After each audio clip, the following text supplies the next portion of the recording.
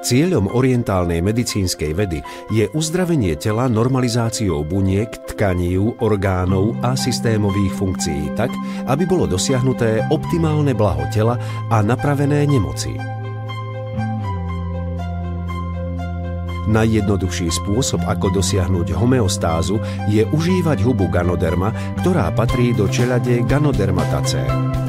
Je to huba, ktorá napriek tomu, že sa používa v Číne 2500 rokov, bola donedávna dostupná len pre najvyššiu spoločenskú triedu.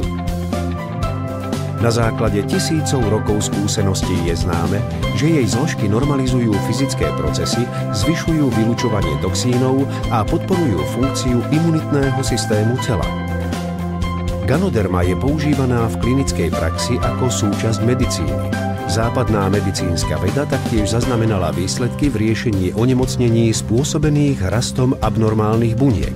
Vedecké výsledky dokazujú účinky huby Ganoderma ako ochrancu pečene, jej antibakteriálne a protivírové účinky, ale huba má významné výsledky aj pri regulácii krvného tlaku, cukru v krvi a tuku v krvi. Ale ako sa nám podarí, aby sa huba Ganoderma stala časťou nášho každodenného života? Príbeh úspechu kávy sa začal v 15. storočí. Od tých čias je káva známa pre svoje povzbudzujúce a osviežujúce účinky. Po niekoľkých desaťročiach sa rozšírila kultúra kaviarní a zbytok je história.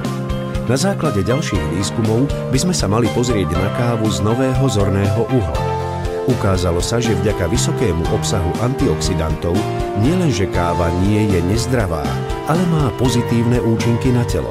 Štúdie dokazujú, že hlavná účinná látka obsiahnutá v káve, kofeín, v niektorých prípadoch spomaľuje rast abnormálnych buniek.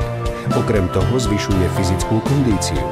Zvyšuje účinok liekov proti bolesti a v prípade, že je konzumovaná primerane, znižuje riziko mnohých ochorení, medzi inými riziko ochorení súvisiacich s hrubým črevom a pečeňou.